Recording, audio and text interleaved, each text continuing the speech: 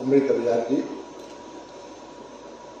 सचिव नगर विकास अजय कुमार शुक्ला जी,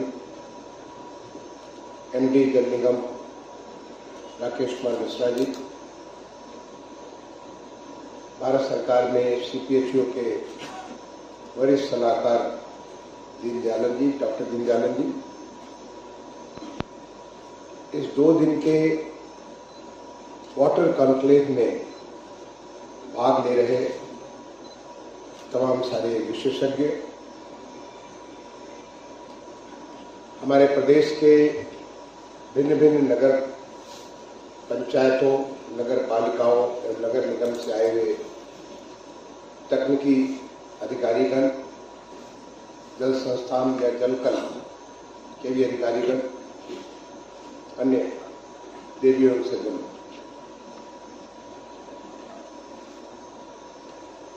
आज कितना अच्छा संयोग है कि बसंत पंचमी का दिन है। विद्या की देवी मां सरस्वती की आराधना आज की जाती है और आज आपके कॉन्क्लेव, वाटर कॉन्क्लेव का ये दूसरा दिन है। मैं मां वाग्देवी से यही प्रार्थना करूंगा कि जो भी आपने सीखा यहाँ पर 2 दिन के कॉन्क्लेव में, उसे आप जमीन पर उतारिए। आज हमारा देश बहुत तेजी से बदल रहा है। आज माननीय प्रधानमंत्री जी ने एक बड़ा लक्ष्य पूरे देश के सामने रखा है, विकसित भारत का संकल्प, जिसकी यात्रा गांव-गांव में, शहर-शहर में पिछले कुछ दिन पहले हुई थी। निश्चित तौर पे आपके शहर में भी विकसित भारत संकल्प यात्रा पहुंची होगी और आपने भी उसको सुना होगा, देखा होगा। देश हमारे आजादी के जब 75 साल मना रहा था, आजादी का अमृत महोत्सव, बहुत सारे संकल्प, बहुत सारे कार्यों को हमने मनाया अमृत महोत्सव के तौर पे। और जब 75वां साल था तो उसमें लाल किले के प्राचीर से राष्ट्र को संबोधित करते हुए माननीय प्रधानमंत्री जी ने पूरे देश को इस बात के लिए आह्वान किया कि हम पंच प्रण लेकर के अपने देश को अगले 25 साल में, जिसका लगभग अब 1.5 साल बीत चुका है, 25 साल में जब हम आजादी का 100 साल मनाएंगे, एक विकसित राष्ट्र हो।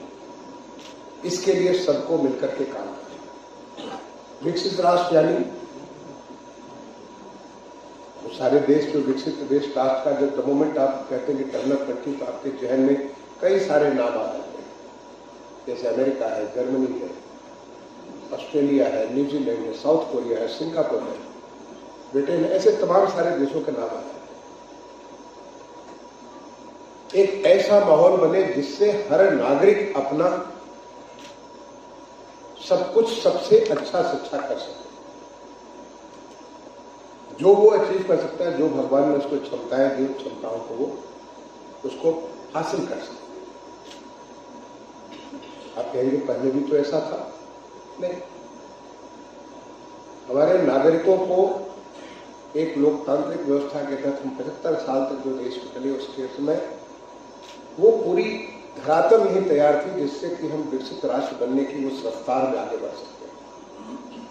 लेकिन पिछले 10 साल के भीतर माननीय प्रधानमंत्री जी के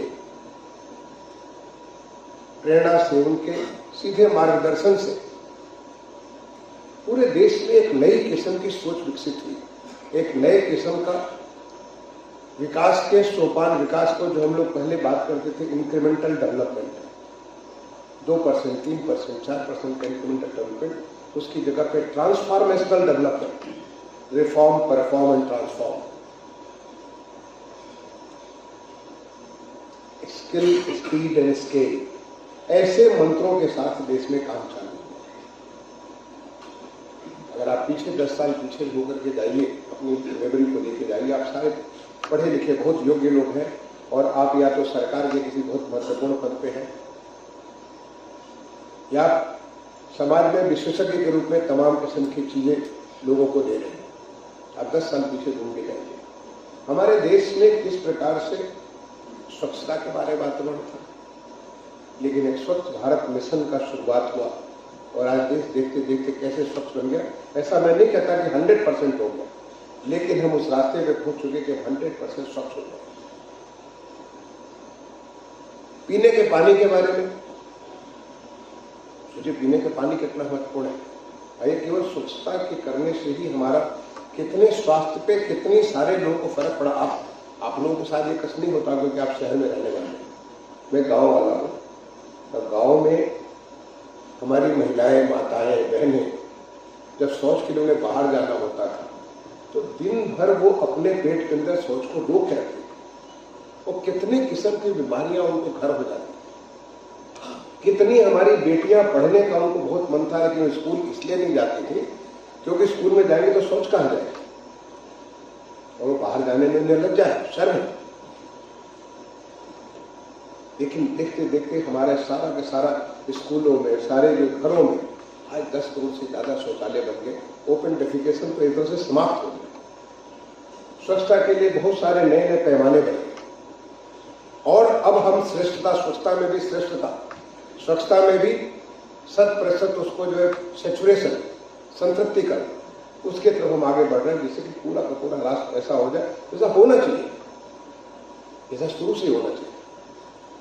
इसी प्रकार से जल के बारे में आपको मालूम है कि हमारी 50% से ज्यादा बीमारियां वाटर बॉर्न डिजीज होती है।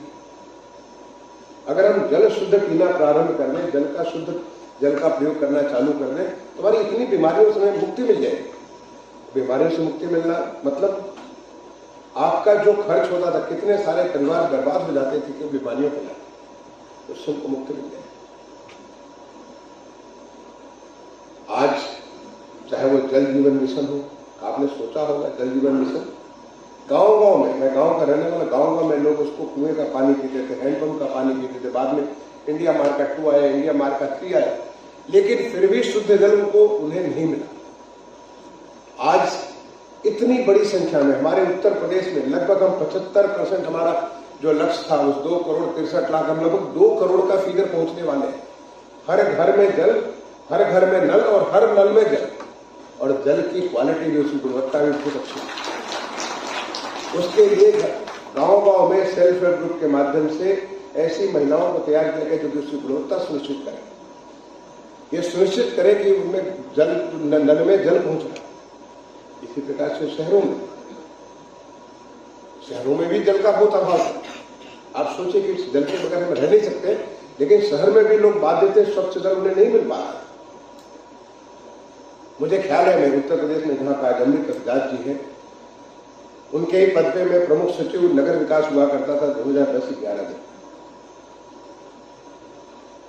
2011-12 में, और एक जेने निवारण का कार्यक्रम चला था भारत सरकार का, नेशनल अर्बन रिन्यूअल मिशन।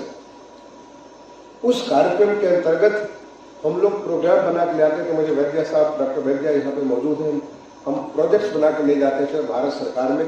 इतने सारे पूरे जल निगम के अधिकारियों को लेके जाते थे, कई सारे प्रोजेक्ट लाते थे, कुछ सैंक्शन होते थे, कुछ नहीं सैंक्शन होते थे। तो जो सैंक्शन होते थे उनको भी पूरा करने में इतना मशक्कत करनी पड़ती थी कि बहुत थोड़े थोड़े इंटरवेंशन होते थे। जब मैं एडिशनल सेक्रेटरी था भारत सरकार में 2014 में, जब एडिशनल सेक्रेटरी बना, तो मैं उस अनुभव से गुजर चुका था। उस प्रकार की प्रेम, उस प्रकार की जो, क्योंकि हमें तो एक लक्ष्य होता था कि कैसे हम अपने प्रदेश में अच्छे से अच्छा जल ला सके, लेकिन उसको करने में कितना कष्ट होता है, उससे गुजर चुके थे। हमारे पास एक्सपर्ट्स भी नहीं थे, हमारे पास स्किलिंग भी नहीं थी, वो सोच भी नहीं थी। बहुत थोड़े लोगों को जो शुद्ध जल मिलता था। जब अमृत का योजना बना और मैं एडिशनल सेक्रेटरी था मंत्रालय में, अर्बन डेवलपमेंट मिनिस्ट्री में, तो मन में एक बात थी कि हम क्या करें कि जिससे इस प्रकार का जो ये भारत सरकार का जो जिस प्रकार जो अप्रोच है काम करने का, इसमें बदलाव। माननीय प्रधानमंत्री जी का स्पष्ट निर्देश थे कि हमें राज्यों को ताकतवर बनाना, क्योंकि काम तो राज्य में ही होते हैं। भारत सरकार कार्य नहीं करती, भारत सरकार गाइडलाइंस बना सकती है, भारत सरकार मानक बना सकती है, लेकिन भारत सरकार काम नहीं करती। ग्राउंड पे काम तो राज्य सरकार ही करती है। और अमृत जब बना और ये लक्ष्य लिया गया कि हम 1 लाख से ज्यादा आबादी के जितने सारे शहर हैं 2011 के जनगणना के मुताबिक उनको हम संतुष्ट करेंगे, जल के हर घर में जल पहुंचाएंगे, या कुछ और भी कुछ ऐसे मानक बने और उसके बाद ये कार्य प्रारंभ हुआ। तो अब बिल्कुल सिस्टम बदल दिया गया। राज्य सरकारों पे ज्यादा विश्वास, राज्य सरकारों को दिशा निर्देश, राज्य सरकारों के लिए मानक तैयार करके उसको फिर भारत सरकार केवल एक उनके प्लान को अप्रूव करती थी, बाकी निटी-ग्रिटी डिटेल्स जो था वो राज्य सरकार की जिम्मेदारी थी। और इसलिए अमृत योजना जो थी, मैं समझता हूं देश के लिए, एक अर्बन क्षेत्र के लिए बहुत बड़ा वरदान था। एक नया स्किल तैयार करने के लिए, नए जो हमारे काम करने वाले उनको उनकी क्षमता वृद्धि करने के लिए, उनको और बेहतर तरीके से काम करने के लिए हमारी ट्रेनिंग है। ये हमारा लक्ष्य बना कि हम कैसे लोगों को सुदृढ़ करें, उन्हें सशक्त करें कि जिससे कि इस प्रकार के काम अगर करने हैं तो हम उसको कर सकते हैं, क्योंकि हमारा लक्ष्य तो बहुत बड़ा है। केवल 500 शहर हमारा थोड़ा सा भाग कवर करते हैं, हमें तो हर शहर में, हर घर में पहुंचाना है। तो अमृत का जो एक्सपीरियंस था वो बहुत वैल्यूएबल एक्सपीरियंस, बहुत कुछ हमने बहुत कुछ सीखा, चाहे वो सीवर सिस्टम के बारे में हो, चाहे वो वाटर के बारे में हो, पीने के पानी के बारे में हो, चाहे शहर में उसको हरा भरा करने के बारे में हो, ये सब बहुत कुछ हमारी लर्निंग। और ऐसा सौभाग्य मेरा था कि जो माननीय प्रधानमंत्री जी की जो प्रेरणा और उनका जो मार्गदर्शन था, उसमें अमृत 2.0 को बनाने की भी जिम्मेदारी एज ए सचिव हाउसिंग एंड अर्बन अफेयर्स मुझे मिली। एक नया लक्ष्य माननीय प्रधानमंत्री जी को, उनकी सोच तो आगे, बहुत आगे की सोच करके उन्होंने तो सोच रखा था कि भारत को विकसित करना है, और विकसित भारत तब होगा जब सब कुछ ही संतृप्त होगा। और यही विकसित भारत का लक्ष्य है कि हर कार्यक्रम से कोई भी वंचित न रहने पाए। मैं केवल एक एग्जाम्पल अमृत का दे रहा हूं, किसी चीज में कोई वंचित न रह जाए, हर कोई को क्षमतावान बना दे, हर कोई शक्तिमान बना दे, जिससे कि वो देश के विकास में अपना पूरा योगदान दे सके। तो जब अमृत 2.0 बनाया गया और वो जल जीवन मिशन के आने के बाद आया, जल जीवन मिशन तो बहुत बड़ा लक्ष्य था कि गाँव को संतुष्ट करना है, तो फिर हमने सोचना चालू किया कि हम क्या बड़ा लक्ष्य लेकर के चले और कैसे इसको पूरा करेंगे। क्योंकि माननीय प्रधानमंत्री की अपेक्षा थी कि हम पूरे सारे के सारे शहरी इलाकों को हम संतृप्त कर देंगे, हर घर में जल पहुंचाएंगे और शुद्ध जल पहुंचाएंगे। हम कोशिश करेंगे कि हम सीवर सिस्टम के माध्यम से अधिक अर्बन क्षेत्र को हम लोग उसको कवरेज करें। और तब उस सोच का परिणाम था कि अमृत 2.0, जिसको सितंबर 2021 में माननीय प्रधानमंत्री जी से लॉन्च कराने का भी मुझे सौभाग्य मिला। और उसमें लक्ष्य रखा गया संतृप्ति करना। अब वो 500 नहीं, बल्कि देश के लगभग उस समय 4800 के आसपास नगर थे। मैं समझता हूँ, आज मेरे पास नंबर नहीं है, 5000 के आसपास नगर होंगे। हर एक नगर के हर घर को हमें स्वच्छ जल पहुंचाना है, और उसको मानते हुए ये कार्य किया गया। लेकिन जल पहुंचाने के लिए कल आपके पास आनंद रहे होंगे, जिन्हें हम लेकमैन ऑफ इंडिया कहते हैं। जल पहुंचाना ये तो ठीक है कि आपने जल पहुंचा दिया घर घर में, लेकिन जल आएगा कहां से? आपको ये भी मालूम होना चाहिए कि जल जो है बहुत लिमिटेड है, सीमित है।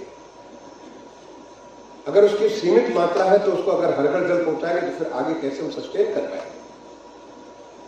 इसलिए एक उसके अंदर एक बहुत बड़ा लक्ष्य रखा गया। वो लक्ष्य में चूंकि हमारे सारे के सारे नगर पंचायत, नगर पालिका, नगर निगम, जलकल के सारे अधिकारी यहाँ पे मौजूद है, आपको ये एक बड़ा लक्ष्य सामने रखना चाहिए, और वो लक्ष्य है वाटर सिक्योर सिटीज, जल सुरक्षित शहर। ऐसा शहर जिसमें जल सुरक्षित है। नहीं तो आपको मालूम है कि इतिहास के पन्नों से ऐसे तमाम सारे शहर इसलिए मिट गए कि वो जल से सुरक्षा नहीं ला पाए। जब जहां से जल चला गया तो शहर भी इतिहास के पन्नों में इतिहास बन गए। फिर वो वापस उनका जो लाइफ सिटी होता है, वो लाइफ सिटी से, लिविंग सिटी से डेड सिटी होता है। बहुत सारे एग्जाम्पल अगर आप सोचे तो आपके दिमाग में तुरंत आ जाएगा, ये फला फला शहर कभी इतिहास में थे और वो खत्म हो गए। इसलिए हमारे सामने बहुत बड़ा लक्ष्य है, हर घर को हम जल पहुंचाएंगे तो साथ में शहर को हम जल सुरक्षित बनाएंगे, वाटर सिक्योर सिटी बनाएंगे। वाटर सिक्योर सिटी बनाने का क्या मतलब हुआ? सबसे पहले कि हम ऐसी टेक्नोलॉजी का प्रयोग करेंगे जिससे कि जल का कम से कम प्रयोग हो। और वहां पे एक नई आइडिया है 24/7 ड्रिंक फ्रॉम टैप। ये जो आइडिया है ये हम इसको हर हर शहर को, और ये बहुत आसान लक्ष्य नहीं है, लेकिन अगर लक्ष्य लेना है, अगर देश को विकसित करना तो हमें बड़े लक्ष्य लेने पड़ेंगे। हमें बड़े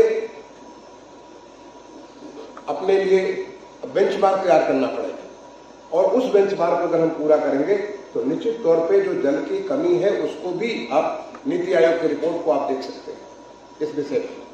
जब उस जल की कमी उसको भी हम उसके बावजूद, कमियों के बावजूद हम अपने सबको शुद्ध स्वच्छ जल उपलब्ध करा पाए। 24/7 आप लोग पूछते हैं क्यों 24/7, वाई ड्रिंक फ्रॉम टैप? इसको पहले बार लॉन्च कराने का मुझे सौभाग्य मिला, जो हमारे देश का एक बहुत ही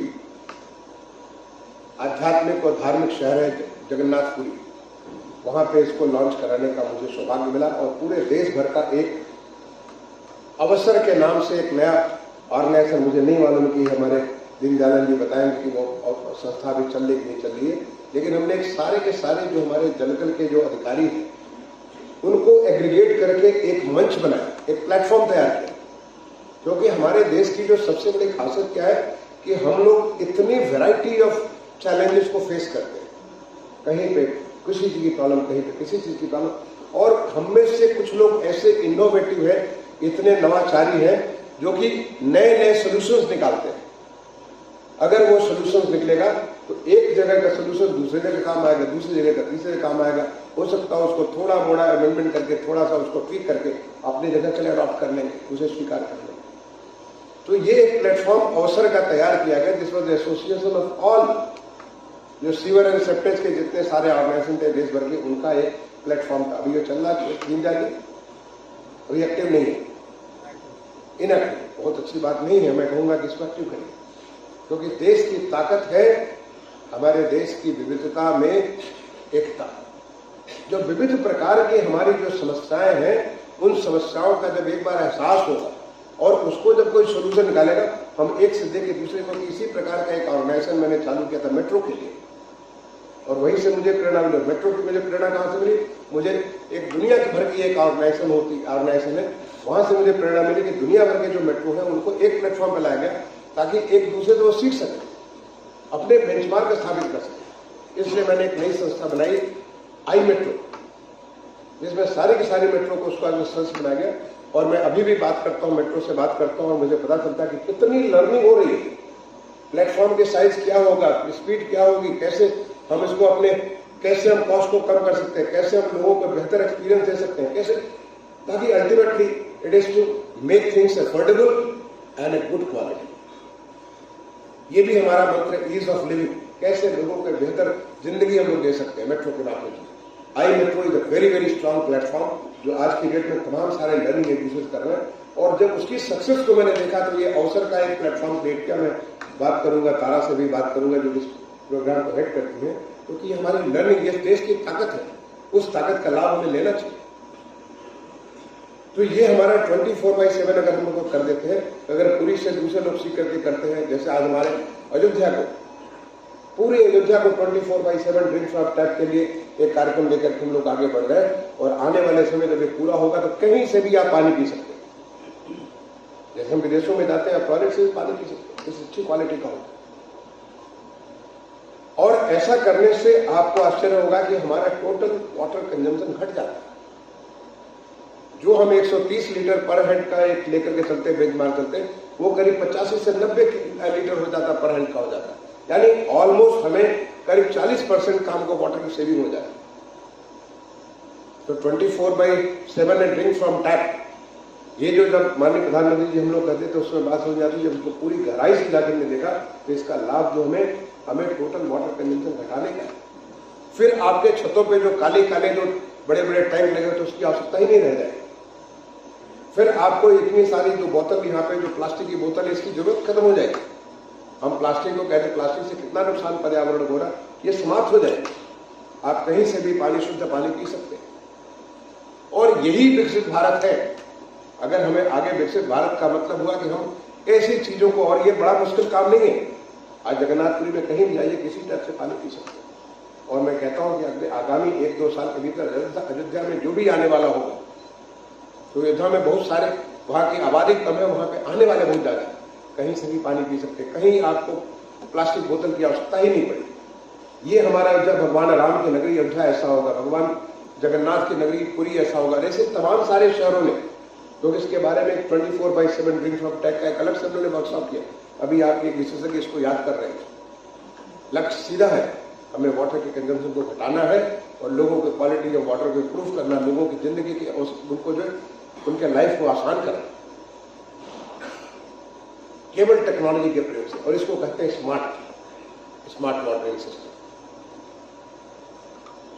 इसके बाद टेक्नोलॉजी का प्रयोग करके हम पानी के कंजम्पशन को दे सकते कि पानी जो है, आप जो पानी ट्रैप होते हैं तो इतना सारा पानी गिरता है जिसमें आपको जरूरत तो थोड़ी सी है।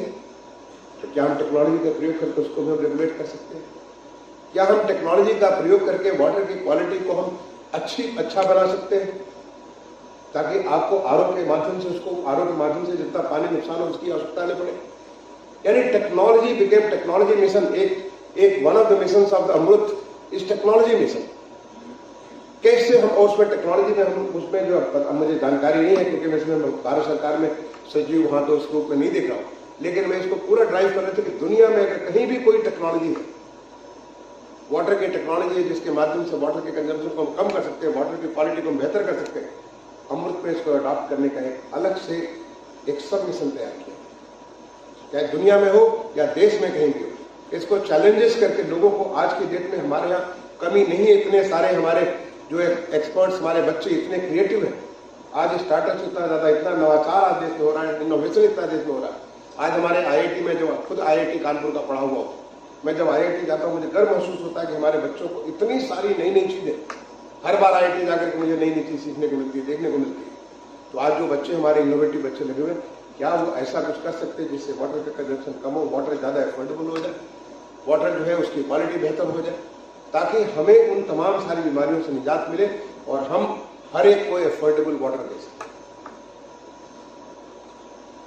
इसका लक्ष्य रखा गया कि आपको वाटर के बारे में कई बार तो कहते हैं कि इसको फ्री वाटर का। तो मुझे याद आता हमारे माननीय मंत्री हुआ करते थे फकीर नायडू साहब, जब मैं एडिशनल सेक्रेटरी था अर्बन डेवलपमेंट मिनिस्ट्री में, और जब मैं नया सचिव बना housing and urban affairs ministry में, हमारे वो माननीय मंत्री हुआ करते थे। बाद में देश को सुशोभित किया उन्होंने, उपराष्ट्रपति के पद पर सुशोभित किया। वो कहते थे आपको क्या कहते हैं, free power leads to no power. पहले आप उनको फ्री करिए, बाद में उसको जीरो कर दीजिए। ऐसे ही जो फ्री वाटर मीन्स उसके बाद आप इसको free water and no water या बैड क्वालिटी वाटर। तो फ्री नहीं करके कोई भी, आज के देश में, हमारे देश में हर कोई अफोर्डेबिलिटी इतनी बढ़ चुकी है, लोगों की आय इतनी बढ़ चुकी है। आज हमारे उत्तर प्रदेश में माननीय मुख्यमंत्री जी ने एक नया लक्ष्य लेकर के हम लोग आगे बढ़ रहे हैं। हमारी $1 ट्रिलियन इकोनॉमी, आज हमारे उत्तर प्रदेश का जो हमारी इकोनॉमी है वो करीब लगभग 280-290 बिलियन डॉलर की है। उसके हमें $1 ट्रिलियन क्वाड्रपल करना अगले 4-5 साल को। बहुत सारी चीजें एक साथ हम लोग कर रहे हैं, जैसे माननीय प्रधानमंत्री जी की प्रेरणा से इतनी सारी भारत सरकार की योजना है, उन सबको एक साथ उसको लेकर के हम आगे बढ़ रहे हैं। और साथ में राज्य की जो हमारी क्षमताएं हैं, अलग अलग जो क्षमताएं, उन सारी क्षमताओं को कैसे हम लोग उसको बेहतर से बेहतर कर सकते हैं, ताकि वो इकोनॉमिक ग्रोथ का लिए एक इंजन बन जाए। और वो इंजन हमारे देश का इंजन हो। जिस प्रकार से आज हमारे प्रदेश का, जैसे पिछले 1-1.5 साल में जब से प्रोग्राम चला, हमारा लगभग 20% का ग्रोथ, नॉमिनल ग्रोथ हमारा 20% के आसपास है। हमारा जो रियल ग्रोथ है ऑलमोस्ट 14-15% के आसपास। जब हम उस लक्ष्य को लेकर चल रहे हैं तो लोगों की आय में बहुत ज्यादा वृद्धि हो रही है। आप सोचिए कि जब अगर हमारी 4 गुनी इनकम राज्य की जो जीडीपी हो जाएगी, तो 4 गुनी लोगों को पर कैपिटा इनकम हो जाएगी। जब पर कैपिटा इनकम 4 गुनी हो जाएगी तो उनका जो है उनका कंजम्पशन बढ़ जाएगा, क्योंकि ये एक वर्चुअस साइकिल में आ जाएगा। और वर्चुअल साइकिल में आ जाएगा तो वो सबको अच्छी शिक्षा चाहेंगे, अच्छा स्वास्थ्य चाहेंगे, अच्छा सब कुछ चाहेंगे। एक तरफ देश अफोर्डेबल कर रहा है सारी चीज, शिक्षा भी, स्वास्थ्य भी, सारी चीज देश उसको अफोर्डेबल कर रहा है। एट द सेम टाइम हमारी जब इनकम बढ़ेगी तो उसकी अफोर्डेबिलिटी और ज्यादा बढ़ जाएगी। तो कैसे हम उस लक्ष्य को पूरा कर सकें, ये हमारा एक लक्ष्य। एक इस अमृत योजना के तहत हमारा ये भी लक्ष्य था कि कैसे हम चीजों को रिजुविनेट कर सकें।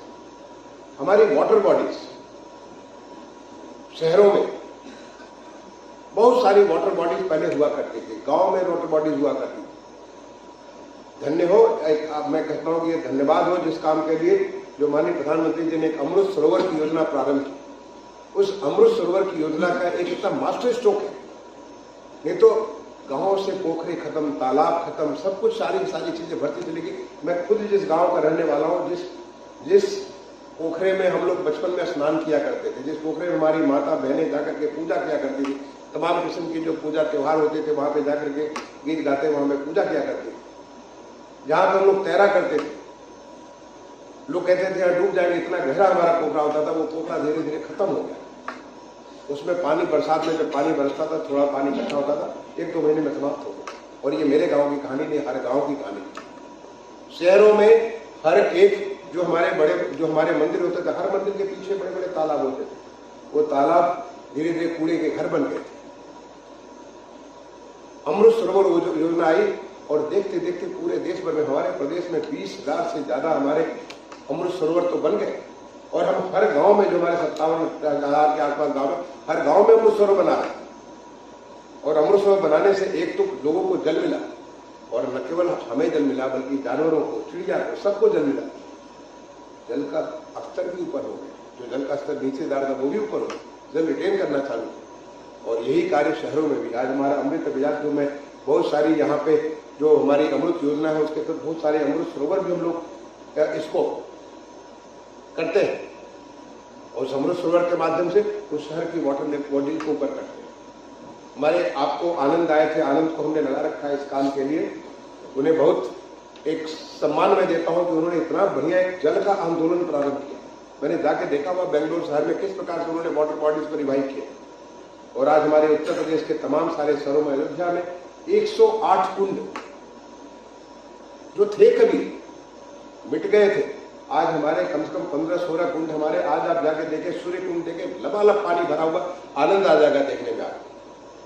ऐसे तमाम सारे कुंड हमारे अयोध्या में तैयार हो गए जिसको आपको जाके आनंद आ जाएगा। अभी हमारे जो यहाँ पे लखनऊ में कई सारी जो है उसको उन्होंने वापस रिवाइव कर दिया।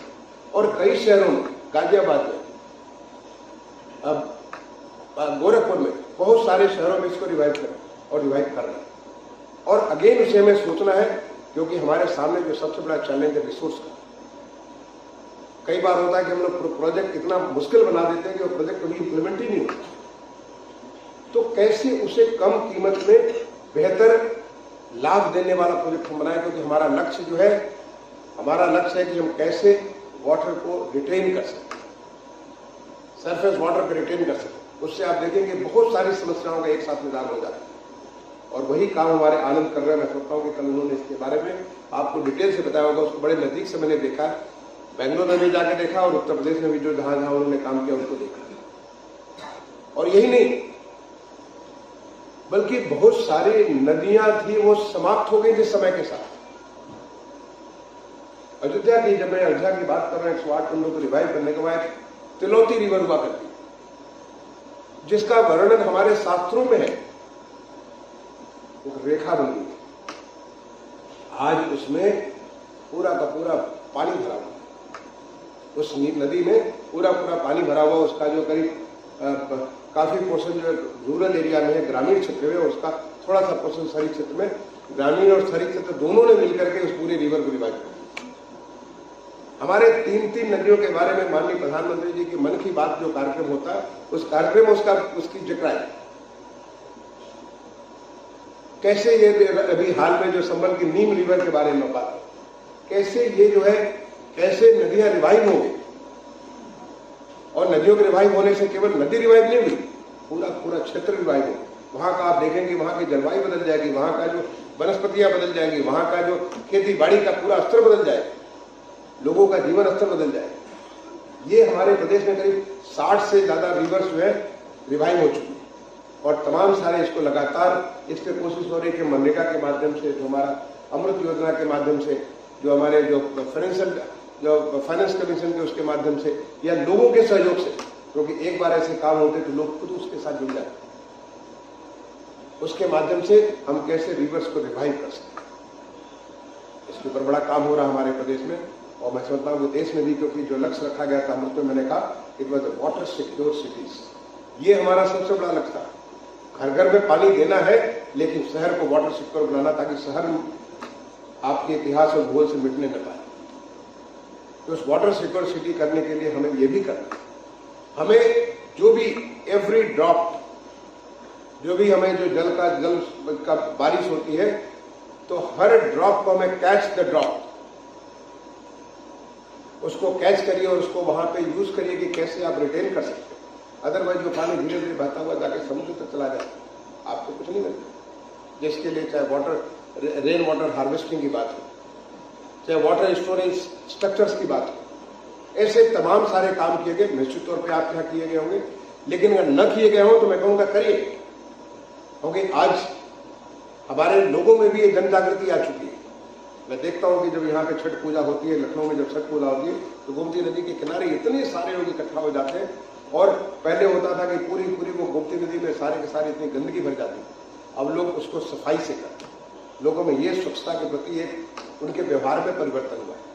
जब गणेश जी की पूजा होती है, सरस्वती माँ सरस्वती की अभी बसंत पंचमी में उनका जो पूजा होगा, तो लोग ले जाकर नदी में नहीं डालते, उसके बगल में एक छोटा सा तालाब बना, वहां लोग उसको विसर्जित करते हैं, ताकि नदी की पवित्रता, नदी की अविरलता, नदी की स्वच्छता भी बनी रहेगी। तो जब स्वच्छता बनी रहेगी, अविरलता बनी रहेगी, तो फिर नदी के साथ साथ जो हमारी जीवन चल रहा है, वो जीवन भी हमारा चलता रहेगा। ये भी हमारा अमृत 2.0 का एक लक्ष्य है।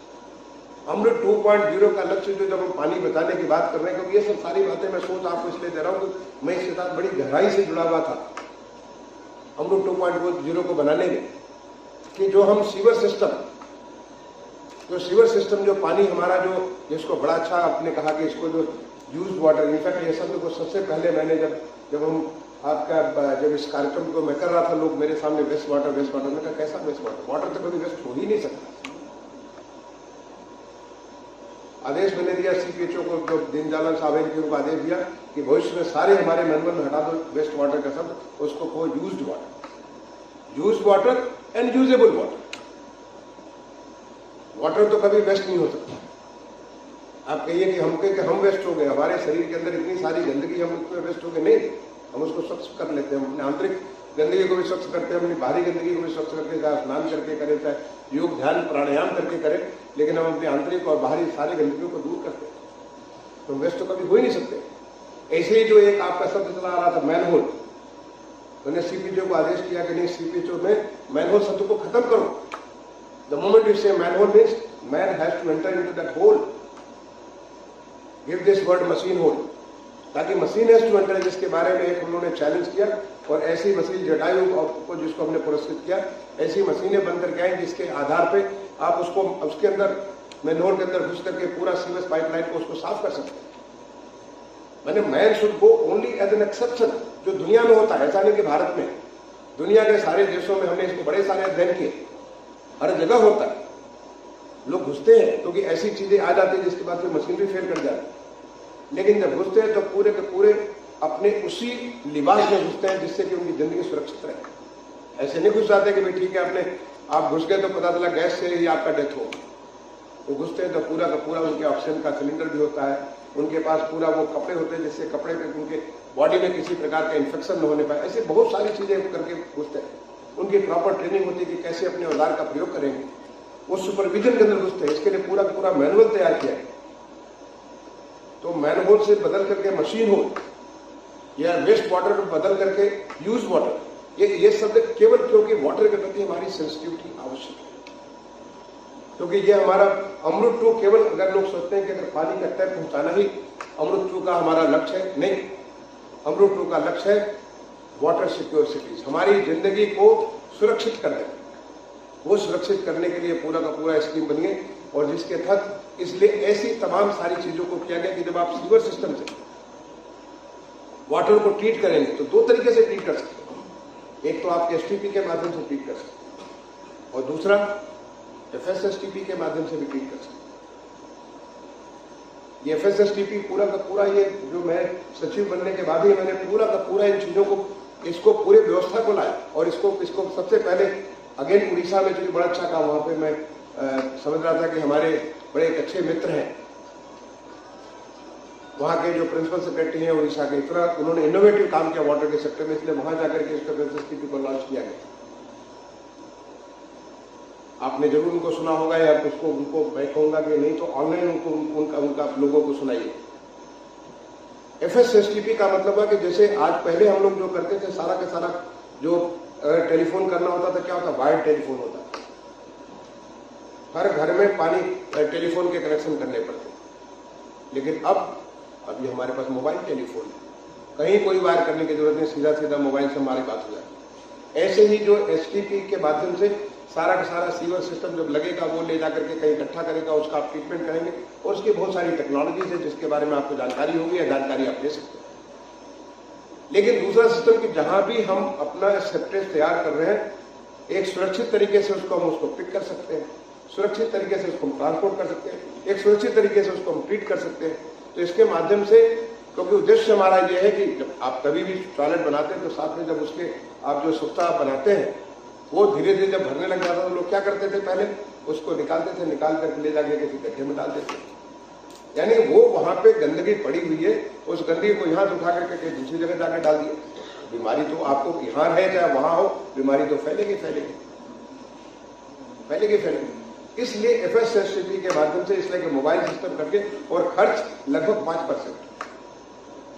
इसलिए ये हम लोगों ने लक्ष्य रखा कि जो हमारे जो डेंस सिटीज हैं वहां पर तो STP सिस्टम, मतलब तो बेस्ट सिस्टम है तो सीवर एंड STP।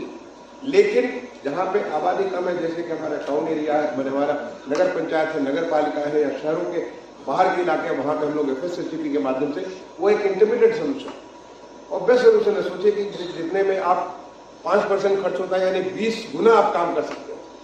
और आज पूरे देश भर में FSTP ये 2017 के बाद शुरू किया गया, आज पूरे देश भर में और हमारे प्रदेश में काफी ज्यादा फैल चुका है। अगेन उद्देश्य क्या है कि हम उसको ट्रीट करें, और ट्रीट करके उस पानी का लाभ हम उसको पानी को फिर हम किसानों को दे सकते हैं, और तमाम सारे काम में कर सकते हैं, इंडस्ट्रियल यूज में कर सकते हैं। इनफैक्ट भारत सरकार ने ऐसा आदेश किया कि एनर्जी में प्रयोग कर सकते हैं, ट्रांसपोर्ट में प्रयोग कर सकते हैं, अपने जो जुड़ाई और ये इसमें अपने कंस्ट्रक्शन में इसका उपयोग कर सकते हैं। नतीजन कि जहां पे आप स्वच्छ पानी का प्रयोग करते थे, उस स्वच्छ पानी की जगह पे आप अगर हमारा STP से ट्रीटेड वाटर, मैंने यूज वाटर को जब आप ट्रीट करके उस वाटर को जब आप करेंगे, तो उससे कम से कम फ्रेश वाटर का उपयोग कम हो जाए, और फ्रेश वाटर का उपयोग कम। इनफैक्ट ये एक प्रयोग इसको शुरू किया गया डुअल पाइपिंग सिस्टम। अगर डुअल पाइपिंग सिस्टम के बारे में जो एक हमारे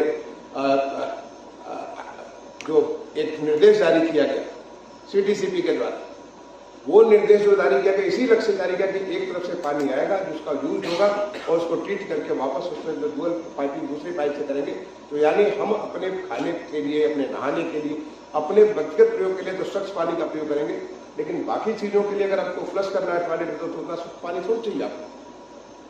ये डुअल पाइपिंग सिस्टम इसको पानी को बताने के लिए किया, और यहां तक कि जो हमारे शहर पानी को रियल चैलेंज महसूस करते हैं, जैसे चेन्नई शहर है, वहां उनको उस पानी को उन्होंने ट्रीट किया, टर्सरी ट्रीटमेंट किया उसका, और टर्सरी ट्रीटमेंट के बाद उसको ड्रिंकेबल वाटर बना दिया।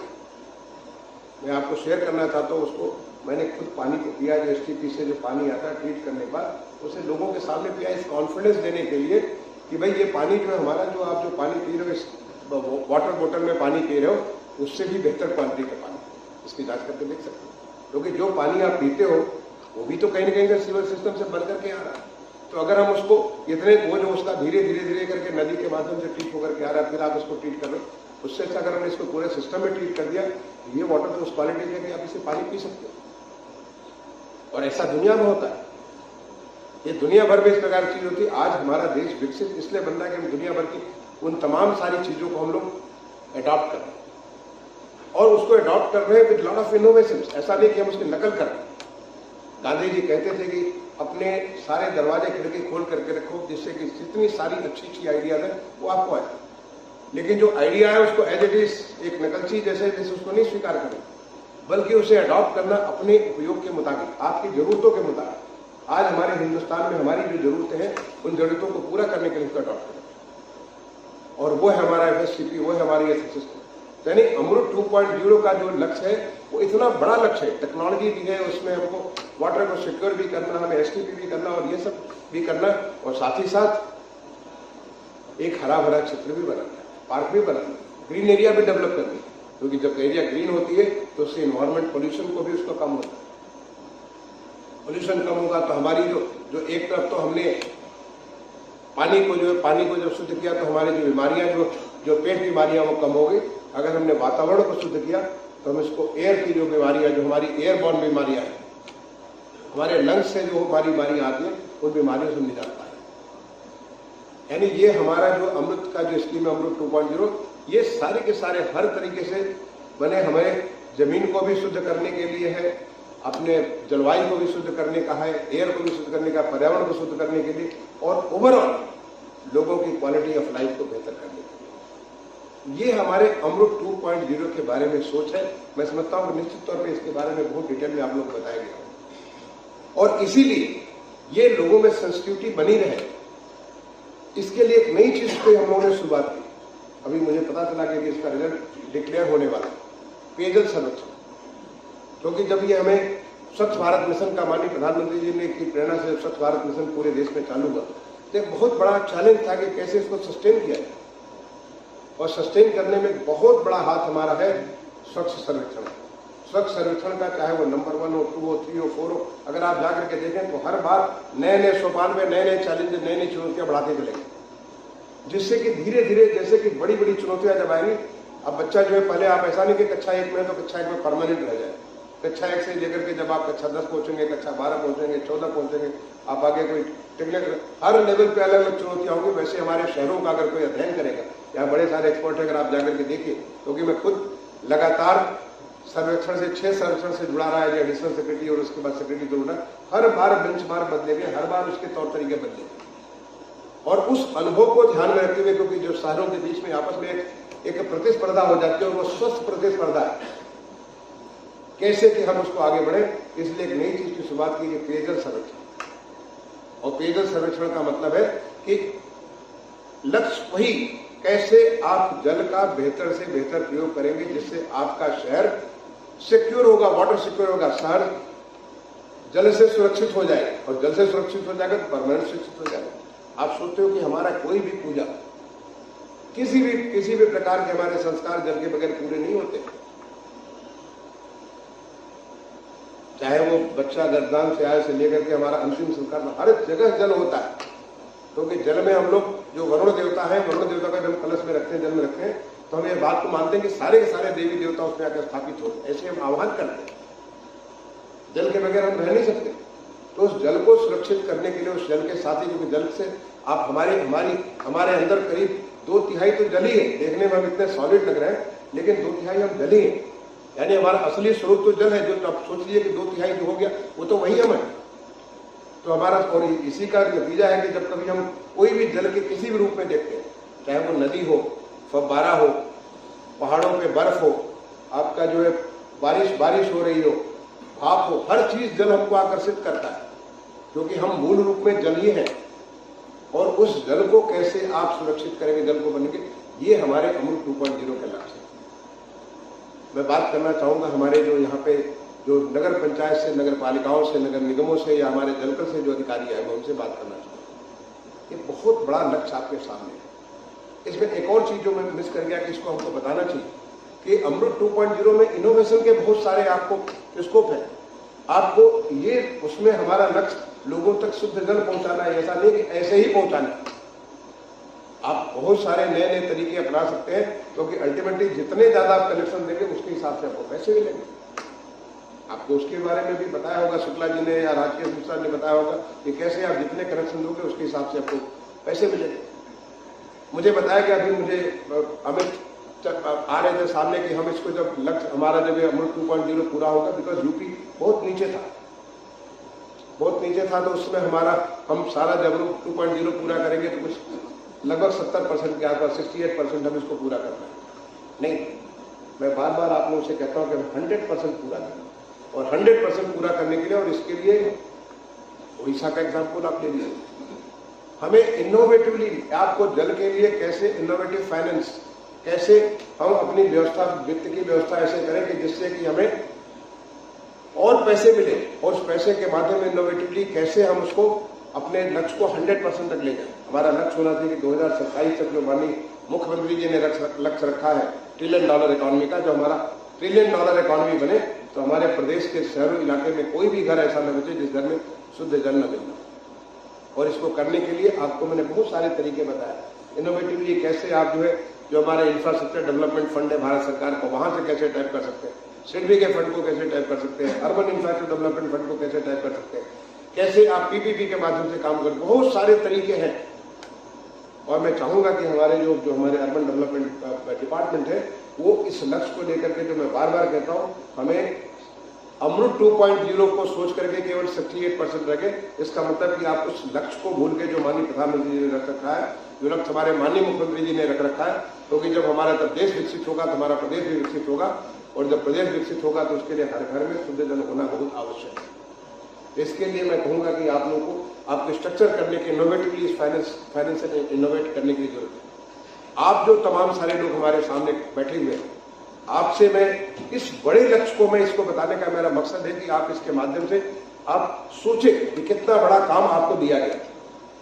ये भगवान की बहुत बड़े कृपा है आपके ऊपर कि आपको ये लक्ष्य दिया गया कि आप हर घर को जल पहुंचा सकें, हर घर में आप वो स्वस्थ लोगों को रहने की व्यवस्था दे सके। एक तरफ शौचालय, दूसरे तरफ आपको पानी, और तीसरे तरफ अच्छा घर।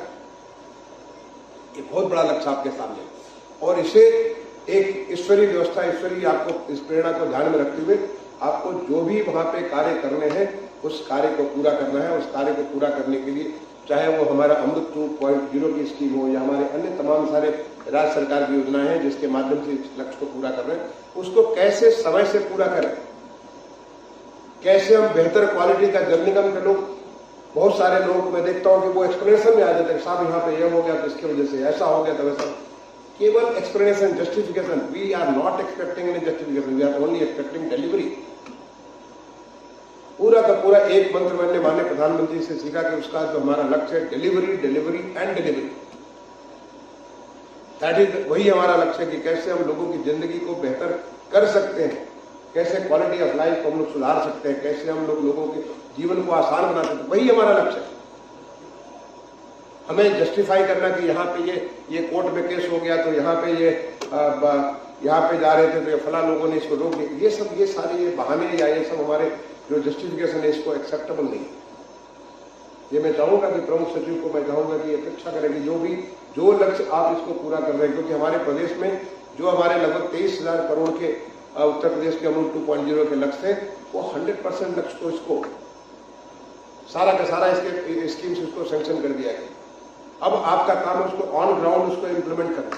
जो बचा हुआ है उसको कैसे हम इसको कैसे हम इनोवेटिवली इसको फाइनेंस करेंगे, उसको करना, और साथ ही साथ लोगों को स्किल अप करना, चाहे वो प्लम्बर हो, प्लम्बर को भी हमें स्किल अप करना।